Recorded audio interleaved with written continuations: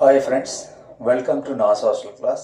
Friends, now we are going to learn few short questions from the 10th class 4th chapter Money and Credit. So short questions. Question number 1. What is double coincidence of wants? Double coincidence of wants. So the answer is an economic phenomenon where two parties have to agree to sell and buy each other commodities. Commodities means goods. So వస్తువులని కొనటానికి అమ్మటానికి ఇరువురికి జరిగినటువంటి ఆ ఒప్పందాన్ని ఏమన్నారు sir అంటే double coincidence అని చెప్పేసి పిలిచారు. Next second one, what are called demand deposits. ఇక్కడ మనకి two type of deposits are there, the fixed deposits and demand deposits. So ఇందులో demand deposits means the deposits in the bank accounts can be withdrawn on demand. So మనకు నచ్చినప్పుడు దాన్ని withdraw చేసుకోవచ్చు, are called as the demand deposits. Third question, what is a cheque? Friends, this question has been coming in the public exams. మనకి సిబిఎస్ఈలో చూసినట్టయితే 1 mark క్వశ్చన్లో ఇది ఎప్పుడు అడుగుతున్నాడు, what is a cheque? A cheque is a paper instructing the bank to pay a specific amount from the person's account to the person in whose name the check has been issued.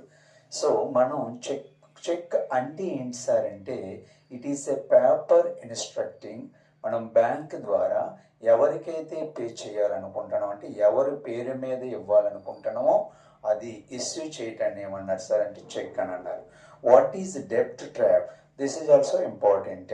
The situation of recovery becoming painful for loan repayment, that is called as a డెబ్ట్ trap. అంటే bank వాళ్ళు మన నుంచి recovery చేసే విధానం ఏమన్నారండి, ఆ repayment చేసే విధానాన్ని డెబ్ట్ ట్రాప్ అంటారు. Next, define collateral.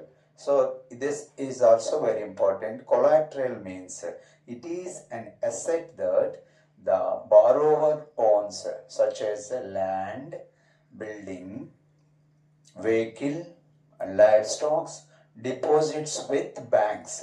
అంటే ఏ పర్సన్ అయితే బ్యాంక్ నుంచి లోన్ తీసుకుంటారో వాళ్ళు ఇచ్చే ష్యూరిటీ అన్నమాట, దాన్ని కొలాటరల్ అని చెప్పేసి పిలుస్తారండి.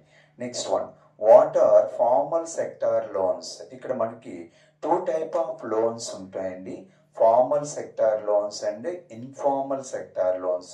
Formal sector loans means the loans obtained from the financial institutions like banks and cooperatives are called formal sector loans.